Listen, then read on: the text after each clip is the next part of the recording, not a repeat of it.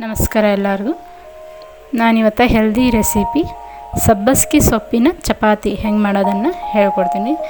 ಸೊಪ್ಪು ತಿನ್ನೋಕೆ ಮಕ್ಕಳು ಒಲ್ಲೆ ಅಂತವಲ್ಲ, ಸಬ್ಬಸಿಗೆ ಸೊಪ್ಪಾಗಲಿ ಯಾವುದೋ ಸೊಪ್ಪಾಗಲಿ ಈ ಥರ ಸಬ್ಬಸಿಗೆ ಸೊಪ್ಪಿನ ಚಪಾತಿ ಮಾಡಿ ಕೊಡ್ರಿ, ನೀವು ಮಕ್ಕಳು ತಿಂತಾವ್ರಿ. ಮತ್ತು ಇದನ್ನು ನೀವು ಲಂಚ್ಗೂ ಮಾಡ್ಬೋದ್ರಿ, ಮತ್ತು ಮಕ್ಕಳಿಗೆ ಟಿಫನ್ ಬಾಕ್ಸ್ಗೂ ಹಾಕ್ಬೋದ್ರಿ.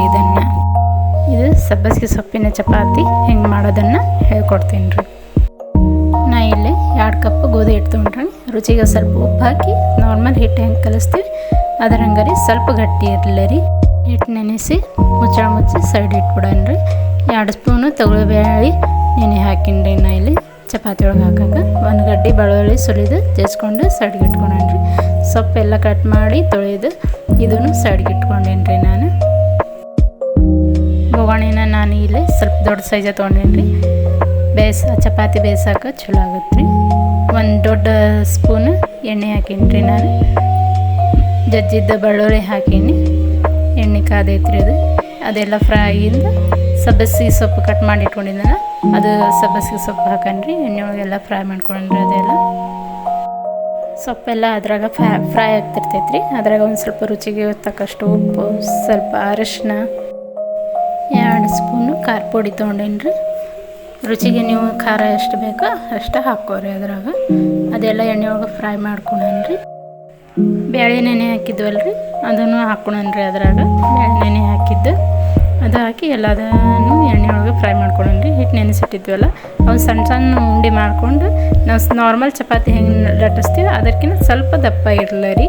ಚಪಾತಿ ಲಟ್ಟಿಸ್ಕೊಂಡ್ರಿ.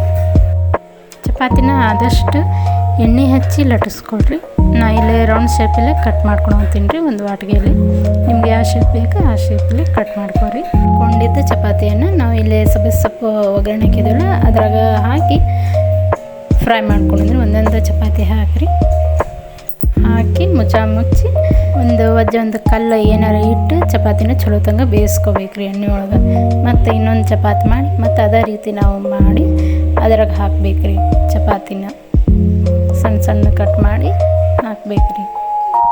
ಹಿಂಗೆ ಎಲ್ಲ ಚಪಾತಿನೂ ಒಂದ್ರ ಮೇಲೆ ಒಂದು ಹಾಕಿ ಚಲೋ ತಂಗ 5 ರಿಂದ 10 ನಿಮಿಷ ಮುಚ್ಚಿ ಅದ್ರ ಮೇಲೆ ಕಲ್ಲಿಟ್ಟು ಚಲೋ ತಂಗ ಬೇಯಿಸ್ಕೋಬೇಕ್ರಿ. ಹಂಗಂದ್ರೆ ಎಣ್ಣೆ ಒಳಗೆ ಚಲೋ ತಂಗ ಬೇಯ್ತಾವ್ರಿ. ಸೊಪ್ಪಿನ ಒಳಗೂ ಅದು ಚಲೋ ತಂಗ ಬೇಯಬೇಕ್ರಿ. ಅವು ಚಪಾತಿ ಎಷ್ಟು ಬೇಯಿಸ್ತೀವಿ ಅಷ್ಟು ಚಲೋ ಬರ್ತಾವ್ರಿ. ಡ್ರೈ ಆಗ್ಬೇಕ್ರಿ ಅವು ಚಪಾತಿ ಎಲ್ಲ ಚೆಂದಂಗೆ ಬೇಯಬೇಕ್ರಿ.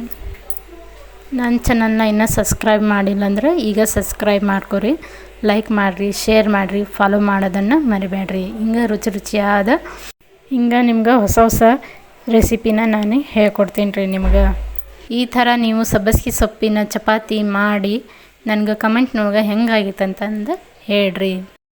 ಸೊಪ್ಪು ತಿನ್ನೋಕೆ ಮಕ್ಕಳು ಬೇಡ ಅಂತವಲ್ಲ, ಈ ಥರ ಮಾಡಿ ಚಪಾತಿ ಮಾಡಿ ಕೊಡ್ರಿ. ಮಕ್ಕಳು ತಿಂತಾವ್ರಿ.